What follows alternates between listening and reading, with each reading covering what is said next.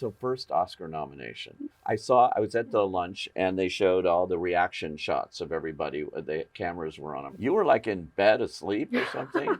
I was not asleep. I was in bed. And there was a camera on you. My husband, yes. But that was actually, he forced me to recreate it. Oh, no.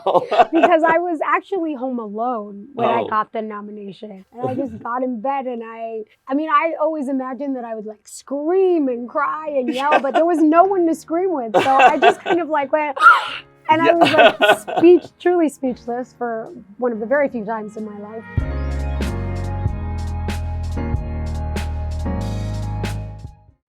It is literally impossible to be a woman. You are so beautiful and so smart, and it kills me that you don't think you're good enough. Like, we have to always be extraordinary. But somehow we're always doing it wrong. Like, you have to be thin, but not too thin. And you can never say you want to be thin. You have to say you want to be healthy, but also you have to be thin. You have to have money, but you can't ask for money because that's crass. You have to be a boss, but you can't be mean. You have to lead, but you can't squash other people's ideas. You're supposed to love being a mother, but don't talk about your kids all the damn time. You have to be a career woman, but also always be looking out for other people. You have to answer for men's bad behavior, which is insane, but if you point that out, you're accused of complaining. You're supposed to stay pretty for men, but not so pretty that you tempt them too much or that you threaten other women, because you're supposed to be a part of the sisterhood, but always stand out and always be grateful. But never forget that the system is rigged, so find a way to acknowledge that, but also always be grateful. You have to never get old.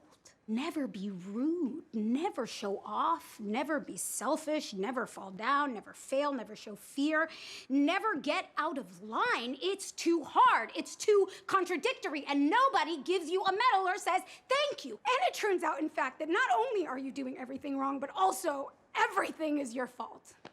Welcome to the Actors Side today. Well, she's an Emmy, Golden Globe, SAG winner, many other awards too. All of those were for Ugly Betty, which was kind of a landmark television comedy series, certainly. And now she has her first Academy Award nomination as Gloria, and who can forget her in Barbie. Please welcome America Ferrera. Hi. Hi. Thank you for joining us. And I have to say, I just saw the promo for the Academy Awards, Yeah. and that's as good as the movie. Oh. It was so fun. Jimmy Kimmel showed it, and you're in it, and it was hilarious. If you haven't seen it, just go on YouTube, but it's everywhere. But how did that come about? Because it's a whole riff on Barbie. Yeah, I think that Jimmy's team had the idea, and I think it's what Jimmy wanted to do, and they asked us if we do it, and I was thrilled to do it. I thought it was hilarious to repurpose Gloria's monologue to give Jimmy some, courage to go and although I didn't give him that much courage, I kind of discouraged him. Yeah, well, you just replaced women with an Oscar host, basically, in it, which was hilarious. It's so funny. And Ryan Gosling was in it. You got to see it anyway. It's great. It's fun. Look at all this stuff that's happening, When you're in the biggest movie of the year, how does that change your life? Well, when the movie came out, we went on strike, and I'd been doing a global press tour, so there was nothing else we could do. And so I went on a trip with my family. We went to Costa Rica, and we were like high up in the mountains somewhere. And someone found me in the mountains and said, I just saw Barbie. And I thought, that's different, like being, in rural Costa Rica, and somehow Barbie has reached, everywhere. And it was amazing to see it, to really take in how it was landing on people and how it was, making a cultural imprint, and all of the conversations that it was creating. We couldn't really engage in the conversation. Right. But it was interesting to kind of sit back and see what arose from it. Well, it's amazing. I went to the premiere. And I went to the party afterwards, which took about 25 minutes to walk from my seat into that hall. It was at the Shrine. And it was just jam-packed. I'm going like, we're never going to get into this party. So I wander right through the door, and who's the first person I run into but America Ferrera right there. I remember it well. And I just go, well, I was just like going like, oh my God, you're just fantastic. Really? I mean, that was my instant reaction, as I'm sure everybody's. But, you know, I didn't know what to expect. This movie had not been seen, and certainly wasn't prepared for your incredible monologue there that just drew such huge applause there and everywhere. Every theater, people break out and applaud after that scene. I've gotten many a text from friends and family, you know, reporting how the monologue landed in the theater they were watching the movie, and it's been amazing. And just like, you know, you never know. My experience of reading the script for the first time was the way you described it. I didn't know what to expect. You know, it's a Barbie movie, right? Like, you know, but I was curious because it was Greta and because it was Margot, two deeply talented and intelligent women, and so, you know, I just went for the ride and had that experience of, wow, this is not. I don't know what to expect, but this was not it, you know, and to kind of discover that Greta had written in this, you know, human, grown, adult woman, and that her frustrations and yearning for more freedom and expression in her life, like, was a driving force of the whole thing. It just felt like a gift. Like, it all felt like this incredible, you know, surprise of, I just never expected this. I think it fit right in with so many things you've done in your career, because you've been in landmark movies and television, I mean, that have a point beyond just entertaining. And I find that going through all of your credits, that's a key theme I come upon, that you really like doing something that's got a little meat on the bones, right? Yeah, it's definitely. Yeah, I think that's kind of very true to who I've always been. Like, when I was 5, I announced to my mother that I wanted to be an actress, but also a human rights lawyer. But I kind of like, and then I went to college to study international relations at the same time that my career was beginning, and I had done Real Women Have Curves, and people are like, well, why are you doing that? You know, is that your backup? And it's like, no, it's not my backup. It's just another part of me that I love. And I've noticed the trend too of that is what enlivens me, is to get to tell a story that is, yes, entertaining and fun to watch, and is just good storytelling, but also that's, you know, bringing through a new conversation for the culture, or you know, instigating conversation. You know, there's so many things when you read about you, you know, you always see the words first and only, and it's constant there. It's frustrating, you know, in a lot of ways. But you are the only Latina nominated in, you know, as an actress this year, and the only one in actually all the acting categories. And that's a flag you're carrying here, but it doesn't have to be. No, it doesn't have to be. And when I was young, it felt like a badge of honor. Like, you're the first to do this. Like, you broke some sort of first to win an Emmy, and now the only Latina to win an Emmy in your category. Still, when it's been, I can't even do the math right now, but it's been a while, a minute. And, you know, like I said, I think that you were sort of taught to wear that as some sort of badge of honor, or like you accomplished something wonderful, which of course it is an accomplishment and one to be celebrated, but then the hope is that it changes, right? And it is frustrating that, you know, after my 20 plus career, there's no real joy in being the first and only, you know. You begin to think like, you know, this isn't for lack of talent in our community. It's about lack of opportunity. And that's why it so matters and is so special when filmmakers, storytellers choose to create different opportunities. And I think that's what's amazing about this whole award season. You know, this entire class of nominees, so many people are first-time nominees. Absolutely, a lot, And most of them are the people of color, right? And and what we see is that, like, we have to be the first and breaking ground because it just hasn't changed enough. But when those opportunities exist, something new and fresh gets to come through. And I think that we're all seeing that it all gets better and we all win when more people get to take part. Yeah.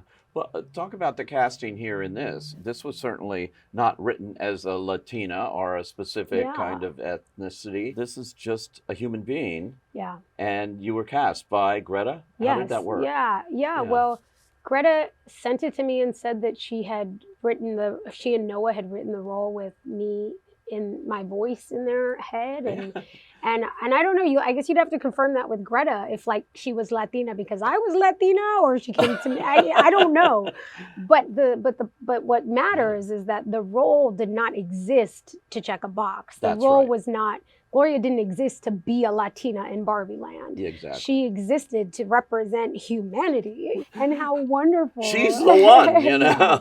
And how wonderful to be, to be invited in like full humanity, which is a little bit the struggle and frustration as a woman of color in the industry for so long to feel like there's not room for your full humanity and the opportunities that exist. Yeah. That's hard. That's hard.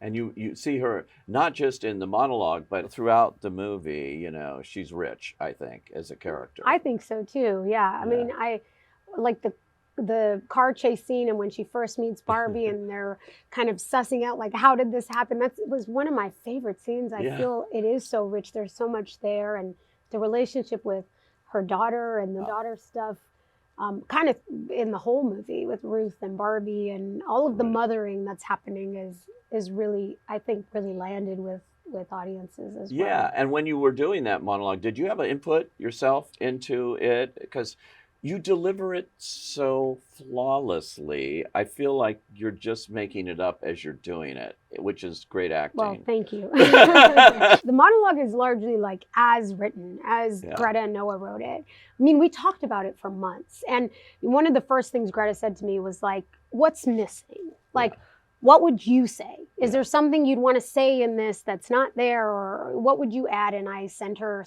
a bunch of things. And she like zoomed in on one part of something, the like always be grateful line. And she's like, yes, I love that. And she put it in the monologue and then she expanded on it. And we really, for months, we had talked about it. And then kind of just before, and maybe even on the day, I can't remember now, like we did tweaking of words. And it was like, oh, maybe we don't need that word and adding a word and like clarifying a couple things. But at the end of the day, there was no improv. I said the words that she wrote and that we kind of tweaked together. And what was a gift about it, I mean, I had spent months relating it to me and my experience, and to Greta, we did a lot of talking about how we each individually related to it. We also like, she would send me poetry and like movies to watch, and we would share news articles, and we spent so much time thinking about it and kind of having our eye out for everything in the culture that was related to it. Right. So by the time we did it, months and months and months later, I was bursting at the seams. I was ready to go. And, and it just landed on me the first time I read it as truth. And I kind of felt like, okay, my job here is to let it be true, which it is, and to not get in the way and to let these words be heard because they do reveal a truth. They really do. And you were never into Barbies when you grew up, like so many girls were, and some guys with Ken. But no, and so I think some guys played with Barbies. I've met a lot of guys who played with Barbies. No doubt. I have a few Barbies in my garage that I've gotten at different events. I have like the Audrey Hepburn Barbie. Yeah, I do. That's beautiful. And now I am a Barbie, which is crazy. But you are, right? You have your own. Well, Gloria is a Barbie. Yes, isn't it like the first Honduran Barbie? The first Honduran Barbie to ever exist, which is pretty cool. It's history making. But I didn't play with Barbies growing up. But, for me, the way in, and to me, Barbie's a stand-in. She's a stand-in for what connects Gloria to the feeling that anything is possible. Yeah. You know, that when we're children, we escape into these worlds where anything is real. And for me, that was performing and acting and singing. And for some people, that's numbers and painting. And for some people, that's Barbies. But that to me was the connection and what Barbie represented to Gloria, and why, even if you hated Barbie, loved Barbie, didn't have any feelings about Barbie, that really what she represented in this film was that expression of anything is possible. Right. And Gloria really needed to connect to that feeling at this point in her life. And I thought it was just such a gift to get to see a woman character hold both the reality and the disappointment and the frustrations and what it feels like to be a woman a bit stuck, and be connected to a childlike wonder. Yeah. And to see that held by women, because we do hold all of those things. And that what she's searching for is the permission to be all of those things. And it was just so rich, and I had such an amazing time doing it. And this kind of movie, meaning it's about women, and sort of, I'm sure they say, oh, let's bring in the female audience. Little did they know it brought in everybody. Is hard to make in Hollywood. And, female directors still, to a degree, are based on the success of whatever their last film was. Well, that represents all female directors. That was the case for a while. You're now going to set out and direct too, I guess. I am. And that's exciting. Very exciting. I started directing when I was on Superstore as an executive producer. Yeah, you were a producer on that too. I was, and acting in it. And actually, Eva Longoria said to me, this is your chance. Like, you're on a show, you know the show, there's a structure, people want you to succeed. Like, if you're lucky enough to be on a TV show and you want to do it, ask to direct, because that's your best shot. Right. And so I took that to heart. I was very nervous, and I did want to direct, and I finally found the courage to ask. And Justin Spitzer, our showrunner, didn't even hesitate. He was like, yes. And then I directed an episode every season. Right. And after that, directed episodes of Hentified, which was another show I executive produced for Netflix.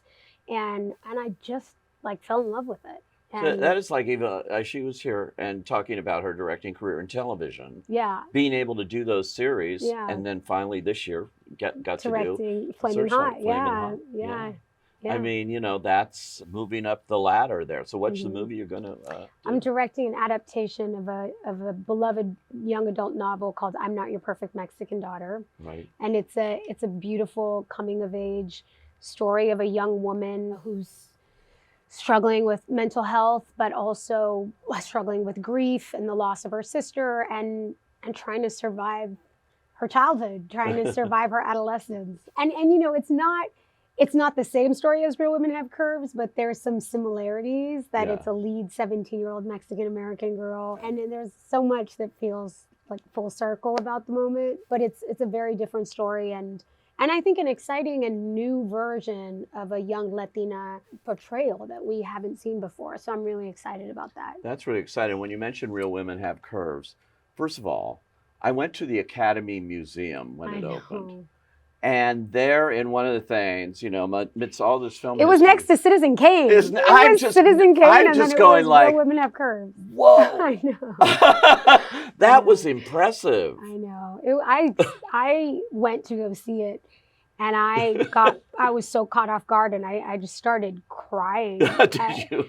I mean, yes, and I was so moved of its inclusion, because for a lot of people, Real Women Have Curves is their Citizen Kane. It's the first time that they've seen their story told. And I mean, I've spent 20 years hearing that from people who said, Real Women changed my life. Real Women made me feel like I could go to college, like I could be a writer, like I could do, follow my dream.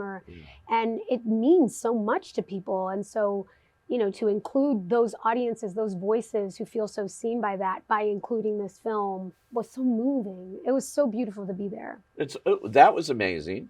And then it's the first film directed by a Latina female director to ever be put into the National Film Registry in the Library of Congress. That's right. And that's major too. I mean, Yeah. I think when it came out, it had its followers, but this is one of those cases of a movie that just develops years and years and years down the line, and people Yeah. keep discovering it. And I think that that's true for so much in this day and age. It's like you may not be a blockbuster hit out the gate, but there are ways for new audiences to access things that really resonate. I mean, Yeah. we did 6 seasons of Superstore, and we had Right. a relatively humble following there. And Yeah. Superstore went on Netflix and found some massive audience Yeah. over the years. Ugly Betty, which we finished in 2010, is on streaming. People who weren't alive when we finished Ugly Betty are Yeah. like finding it, and it's resonating with them. And I just think that's so beautiful that you can, make something that means something to you, put it in the world, and kind of over time see how it ripples and affects Yeah. many generations of people who get to see the art, see the work. There's no question. And with the Netflix thing, that happened with Breaking Bad, that happened with Suits most recently. Yeah. Being number one there. These shows that are on commercial television or whatever suddenly wind up on in a different service, a different way, a whole new audience. Right. And if you haven't seen it, it's brand new. Right. So people come up to you and say, when did you shoot that last week? I know, exactly. I know. It's crazy. Your mother worked at Hilton Hotels as a Mhm, housekeeper. mhm. I was thinking of that yesterday. I saw you there, and you're at the Beverly Hilton. It's a Hilton Hotel. Yeah. And you're up there with, accepting an Academy Award nomination with all of those people. And think about your mother, Mm. working there, and look what's happened to her daughter. I think that's part of what is so magical about the Academy Awards, and like the Olympics or like anything Yeah. where you get to watch kind of the fairy tale ending of a story, right? Right. You know what you're watching is somebody's dream come true. Yeah. And you know that there's so much had to happen for that moment. And I think that's part of why people all around the world who have nothing to do with movies and Yeah. maybe have not even watched half the movies, but people still tune in to see, Yeah. a moment that has been years, decades, a lifetime in the making and in the dreaming. And so it's a special thing. And I still I'm still trying to process it. Before we go, I cannot let this go by without saying I love How to Train Your Dragon so much. Love that series. I know, me too. Yeah, and that was a big deal for you too, Astrid. Oh my gosh, I spent 12 years Yeah. voicing Astrid and working Yeah. with Dean Debla and Jay Baruchel and So good. 12 years of my life voicing this character.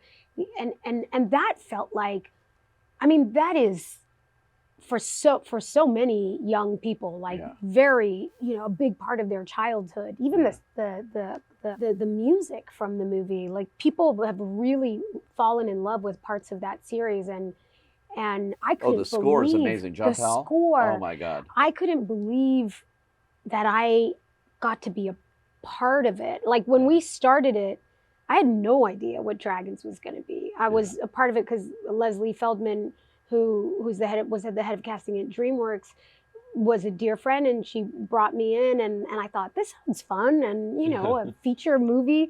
I had no idea I was stepping into like one of the most iconic like animated series, and those movies make me weep. Like, I know. and now they're making the live action versions of it. So I heard. I never was holding out to get to play live action Astrid. I knew that was never going to happen. So I'm very pleased with the Maybe there's a casting. cameo in there Maybe, who somewhere. knows? Yeah. Yeah. Well, whatever you do, it's always looking forward to it. Thank so. you. Thank you. America Ferrera, best of luck at the Oscars, Thank you. and thank you for joining us on the Actors Thank you Side. so much.